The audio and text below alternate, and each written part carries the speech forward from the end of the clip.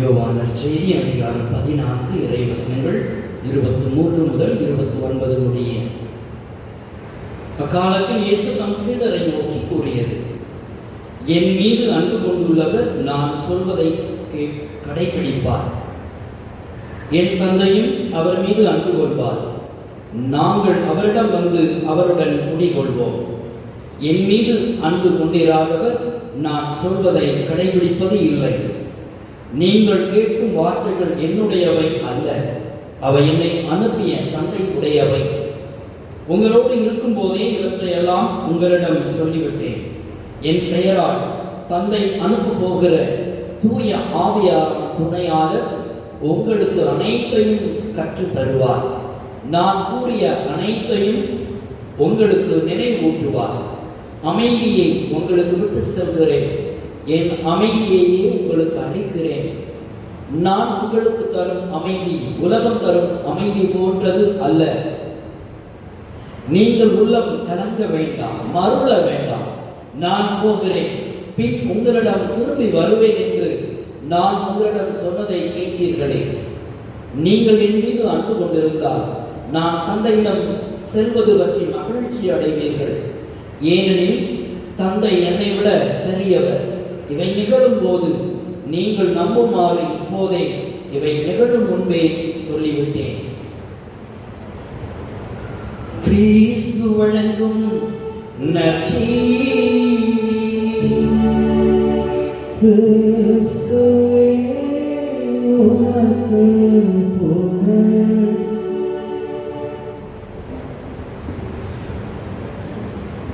தூய ஆவியாராம் துணையாளர் உங்களுக்கு அனைத்தையும் கற்றுத் தருவார். இயேசு கிறிஸ்துவின் அன்பார்ந்த சகோதர சகோதரிகளே, எங்கெல்லாம் அமைதி, எங்கெல்லாம் அன்பு, எங்கெல்லாம் நட்பு, அங்கே நிறை உண்மை நோக்கி வழி நடத்துதலுக்குரிய அன்பு, அமைதி, அருள், ஆசி நிறைந்து இருக்கும். அன்புக்குரியவர்களே, ஒரு இளைஞன் தன்னுடைய வாழ்நாளிலே திடீரென்று ஒரு முடிவெடுக்கிறார். நான் உள்ளார்ந்த அமைதியை பெற வேண்டும். ஆகவே நான் எங்கெல்லாம் சென்று கடவுளுடைய நற்செய்தியை போதிக்க வேண்டுமோ அந்த இடமெல்லாம் அதனுடைய பெயர்களெல்லாம் ஒரு வெள்ளை காகிதத்திலே எழுதுகிறார். அதே போல தான் உண்மையான அந்த அமைதியை பெற்றுக்கொள்ள வேண்டும் என்பதற்காக எதையெல்லாம் துறக்க வேண்டுமோ, எதையெல்லாம் கை நிகழ வேண்டுமோ அவற்றையெல்லாம் விட்டுவிட கூடிய அத்தனையையும் அதிலே அந்த வெள்ளைத்தாளிலே எழுதுகிறார். கடவுளுக்குரிய அந்த நற்செய்தியை போதிக்கக்கூடிய இடங்கள் பெயர்கள் எழுதப்படுகின்றன.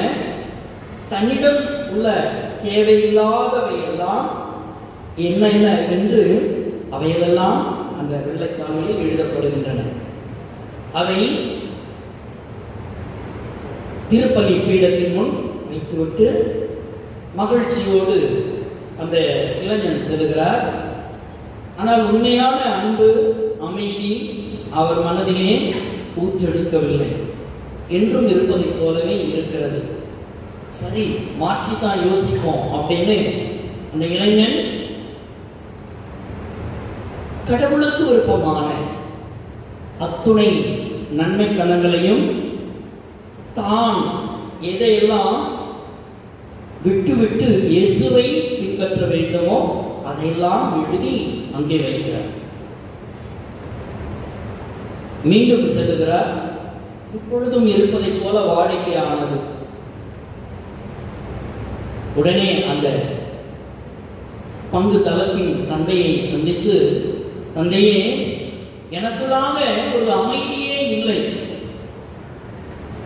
நான் நற்செய்தி பணியாற்ற செல்லவிருக்கிற இடத்தின் பெயர்களை எழுதினேன். எதையெல்லாம் துறக்க வேண்டுமோ அதனுடைய பெயர்களெல்லாம் எழுதினேன். இயேசுவுக்கு விருப்பமானதை எழுதினேன். எனக்கு பிடித்தவை பிடிக்காதவை என்றெல்லாம் விட்டுவிட்டு கடவுளுக்கு பிடித்தமானதை எழுதினேன். எனக்குள்ளாக அமைதி இல்லையே, ஏன் என்று அந்த இளைஞன் ஆர்வத்தோடும் சற்று கலக்கத்தோடும் அந்த பங்கு தந்தையை நோக்கி கேள்வி எழுப்புகிறார். அவர் அழகாக அவருடைய முகத்தை கவனிக்கிறார். பெரும்பாலும் சொல்லுவோம்ல, நம்முடைய உள்ளத்தினுடைய பிரதிபலன் எதில் தெரியும்? முகத்தில் தெரியும். சொல்லுவாங்க இல்லைங்களா, அகத்தின் அழகு முகத்தில் தெரியும். அன்புக்குரியவர்களே, இந்த கேமரா முன்னாடி என்னுடைய அழகெல்லாம் தெரிஞ்சிட்டு இருக்கு. அன்புக்குரியவர்களே, அந்த இளைஞனுடைய அகத்திலே இருக்கிற அமைதி எதனால குறைந்தது என்று கவனித்தார். தம்பி, ஒன்று பண்ண, இந்த வெள்ளை கிராயத்தை எடுத்துக்கோ, உன் பேரை எழுது, ஆண்டவருடைய சன்னிதானத்தில் வைத்து வீட்டுக்கு போ, பிறகு பார், ஊற்றெடுக்கும் உண்மையான மகிழ்ச்சி நிறை உண்மை என்று அவரை தட்டி கொடுத்து ஆர்வப்படுத்தி வழி அனுப்புகிறார்.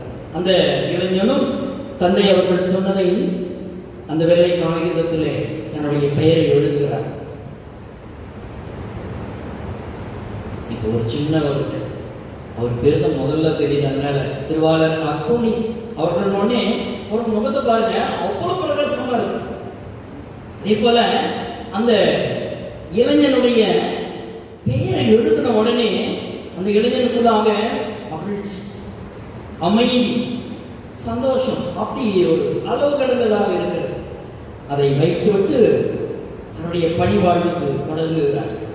இப்பக்குரியவர்களை பாருங்க, அடுத்த வரும் பொழுது அவருடைய முகம் ரொம்ப ரொம்ப பிரகாசமாக உள்ளத்தினுடைய நிறைவில் அந்த பங்கு தந்தை காணுகிறார்.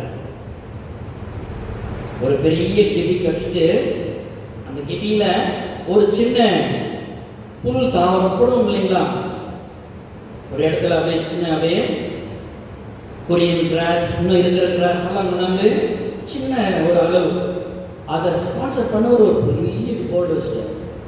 இன்னொன்று, திருவிழா நாளில் நீங்கள் அடிக்கடி கேட்டிருப்பீங்க, நிறைய பிக்சர்ஸ் சொல்லுவாங்க, ஒரு டியூப் லைட் கொடுக்குறாங்க வெளிச்சத்துக்காக. அதுக்குள்ள அவருடைய பேர், ஊர், எல்லா பேரும் எழுதினோடனே லைட் எரியும் போது கலராக இருக்குது, மங்களாக இருக்குது. ஆனால் தான் பேர் அங்கே எழுதப்பட வேண்டும் என்று விரும்புகிறோம் அல்லவா? அமைதி, அன்பு எப்பொழுது ஊற்றெடுக்கும்? கிறிஸ்துவிலே நம்மை சமர்ப்பிக்கின்ற பொழுது, total surrender to the Lord, ஆண்டவருக்கு முன் தன்னை முழுவதுமாக அர்ப்பணிக்கின்ற பொழுது, அன்பு ஆண்டவரிலே செலுத்துகின்ற பொழுது, அவரிலே நம்பிக்கை கொண்டு நடக்கின்ற பொழுது உண்மையான அந்த அமைதி நமக்குள்ள வந்து சேரும். இதைத்தான் இன்றைய வாசகங்கள் நமக்கு கொடுக்கின்றன.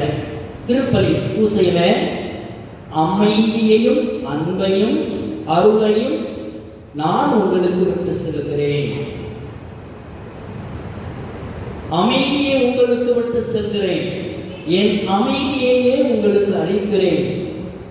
கிறிஸ்து இயேசு கொடுக்கிற அமைதி நிலையான அமைதி, உண்மையான அமைதி.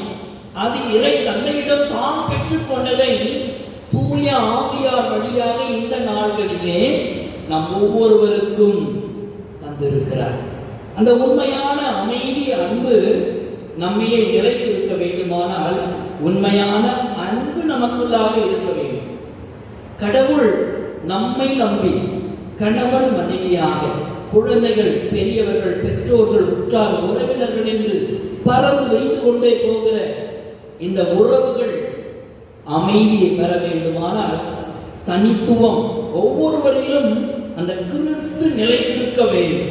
அந்த கிறிஸ்துவனுடைய வார்த்தை, அவர் கொடுக்கிற அந்த அமைதியை நாம் உள்ளே வாங்கிக் கொள்ள வேண்டும். பிறகுதான் அது அன்பின் செயலாக மேற்படும். அன்னை தெரேசா அவர்கள் ஒரு முறை சொல்லுகின்ற பொழுது இதைத்தான் சொல்லுகிறார், அன்பு உள்ள இடத்தில் தான் அமைதி பிறக்கும், அன்பு செயல்களில் தான் அந்த அமைதி வலுப்பெறும், இந்த அமைதி உள்ள இடத்தில் தான் உண்மையான ஷேரிங், கேரிங், பேரிங் அப்படின்னு சொல்லுவாங்க. உண்மைதான் இல்ல? அன்பு இருக்கிற இடத்திலே அமைதி பரிணாமம் பெறும்.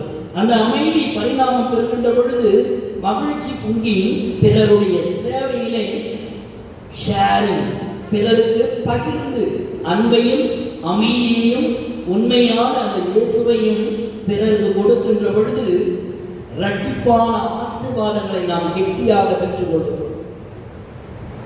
உண்மையாக இருந்தால் அந்த அன்பு செயல்பாடுகளிலே நாம் பிறர் அன்பு சேவைகளை பிறருக்கு நாம் கொடுக்கின்ற பொழுது அந்த அமைதியை பெறுகிறோம். அந்த உள்ளார்ந்த அமைதியை பெற்றுக்கொண்ட நாம் பிறர் அன்பு சேவையை தொடர்ந்து பயணிக்கிறோம்.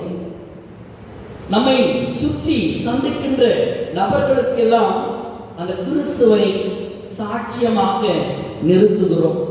கிறிஸ்து என்னை அன்பு செய்தார், அந்த அமைதியை கொடுத்திருக்கிறார், நான் உன்னிலே அந்த கிறிஸ்துவை கொடுக்கிறேன், அந்த கிறிஸ்துவின் அன்பை கொடுக்கிறேன் என்று நல்ல நல்ல செயல்களினாலும் நல்ல வாழ்த்து செய்திகளாலும் பிறரை பாராட்டி உயர்த்துகிற அந்த ஒழுங்கான நிலைப்பாடுகளினாலும் நாம் கிறிஸ்துவினுடைய அன்பை பெற்றுக்கொள்ள முடியும். அந்த அன்பை நிறைவான அன்பாக அமைதியாக நாம் பெற்றுக்கொள்ள முடியும். ஆகவேதான் ஆண்டவர் இயேசு கிறிஸ்து நமக்கு விட்டு செல்கிற அந்த அமைதி அன்பு நம்மையும் வலுப்படுத்தும், நாம் சந்திக்கிற நபரையும் உறுதிப்படுத்தும், கிறிஸ்துவிலே உயிர்ப்பின் சாட்சிகளாக நிறுத்தும்.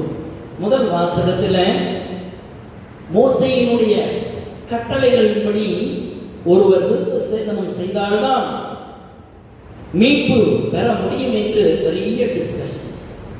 ஆனால் தூய ஆவியானவர் அவர்களுக்கு உணர்த்துவது அந்த தூய நிலைப்பாட்டான அந்த கிறிஸ்துவிலே அன்பு கொண்டு ஒழுகுங்கள்.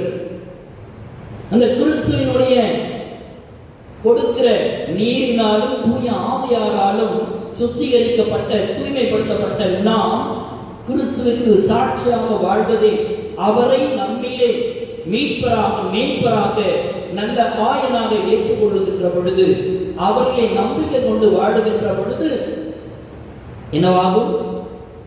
அவர்களுக்கு விருத்த சேதனம் தேவையில்லை, மாறாக கட்டளைகள் அங்கே நம்மை உறுதிப்படுத்தவும் உதவி நாம் மீட்படைவதற்கு வழிகாலாகவும் மட்டுமே அமைய வேண்டும். அதனாலே நமக்கு விருத்த சேதனம் என்பது தேவையில்லை, மாறாக உயிர்த்த ஆண்டவரை நம்பி பிறருக்கு நற்செய்தியை அறிவிக்க நாம் தயாராவோம் என்று முதல் வாசகத்திலே சொல்வதை நாம் வாசிக்க கேட்டோம். அன்புக்குரியவர்களே, இரண்டாம் வாசகத்திலே புதிய எருசலேம் ஷலோம், ஷலோம் என்றால் அமைதி உரித்தாகுக.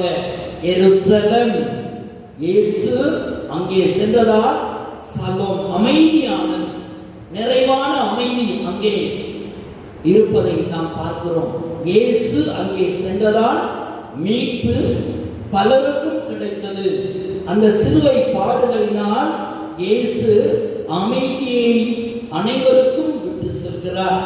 அந்த விட்டு சென்ற அமைதி சீடர்களாகிய நம்மிலே உயிர்ப்பின் சாட்சியத்தை உயிரோடு இருக்கிறேன், ஆற்றலோடு வல்லமையோடு உயிர்த்த நான் உமக்கு தூய ஆவியானவரை வழங்குகிறேன். அந்த தூய ஆவியானவர் நீங்கள் என்னெல்லாம் பேச வேண்டும், என்னவெல்லாம் சொல்ல வேண்டும், நற்செய்தியாக அன்பின் செய்தியாக கிறிஸ்துவாகவே நீங்கள் வாழ வழிகாட்டக்கூடிய ஒளியான இறைவன் தூய ஆவியானவரை நான் உமக்கு தருகிறேன் என்று சீடர்களுக்கு ஆண்டவர் இயேசு பணித்ததை நாம் பார்க்கிறோம், வாக்களித்ததை பார்க்கிறோம்.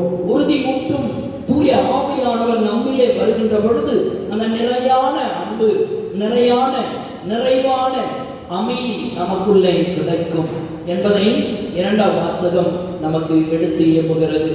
நற்செய்தியிலே ஆண்டவர் நமக்கு அழைப்பு விடுப்பது, தூய ஆவியாராம் துணையாளர் உங்களுக்கு அனைத்தையும் கற்றுத் தருவார். மனசாட்சிப்படி வாழுங்க, ஆண்டவரை கை கொள்ளுங்க, வாக் பண்ணுங்க, ஜாலியா இருப்பீங்க. உண்மைதானே? மனசாட்சி உனக்கு மனசாட்சி இல்லையாடா, செய்யறத திருந்த செய்ய சொல்லணும் இல்லைங்களா பெரியவங்க? மனசாட்சிக்கு அந்த கிறிஸ்து இயேசு உறுதி ஊற்றுகிற அந்த ஆவியானவர் உணர்த்துகிற உன்னத ஒரு ஒளி, மன ஒளி, அதுதான் மனசாட்சி. அந்த மனசாட்சியின் குரல் ஒளிக்கு நாம் எப்பொழுதெல்லாம் செவி கொடுக்கவில்லையோ அங்கே என்ன இருக்காது? அமைதி இருக்காது, அன்பு இருக்காது. அந்த அன்பும் அமைதியும் இல்லாத இடத்துல நட்பு இருக்காது. நட்பு இல்லாத இடத்திலே பகிர்வு இருக்காது. பகிர்வை இல்லாத இடத்திலே வெறுமையும் தனிமையும் தான் இருக்கும். அன்புக்குரியவர்களே, சங்கீதக்காரன் 139வது சங்கீதத்திலே இறைவன் என்னோடு இணைந்து இருக்கும் பொழுது நான் தனிமையாக இல்லை. ஆகவே நான் இழந்த அந்த அமைதியை கிறிஸ்துவிலே என்னோடு அவர் இணைந்து என் உள்ளத்திலே தங்கி அவரோடு நான் பயணிக்கின்ற பொழுது அங்கே அமைதி எனக்குள்ளாக நிறைய அமைதி நான் பெற்றுக்கொள்கிறேன் என்று சங்கீதக்காரன் திருப்பாடல் 139வது சங்கீதத்தில் சொல்லுவதை பார்க்கிறோம். I am not alone when with Jesus, when the Lord, the Holy Trinity அப்படின்னு சொல்லுகிற போது நாம ஏங்க வெறுமையா இருக்கணும், தனிமையா இருக்கணும், அமைதி இழந்தவர்களா ஏன் இருக்கணும்? இயேசு நம்மோடு இருக்கிறார்கள் இல்லைங்களா? ஆகவே அந்த உண்மையான அமைதியான அந்த இயேசுவை இந்த கல்வாரி பலியில இறைமகனோடு இணைத்து நாம் ஒப்படைப்போம், நம்மை முழுவதுமாக சமர்ப்பிப்போம். அந்த அர்ப்பணம், அன்பு, ஆளுமை அந்த இயேசு நமக்கு தருவார். அந்த பெற்றுக்கொண்ட அமைதி, ஆளுமை, அன்பு, அர்ப்பணிப்பை பிறர் அன்பு சேவையிலே தொடர்ந்து ஆற்றுவோம். கிறிஸ்துவினுடைய சாட்சிகளாக திகழ்வோம். ஆண்டவர் உயிர்த்தெழுந்தார். அல்லேலூயா, அல்லேலூயா, அல்லேலூயா. ஆமென்.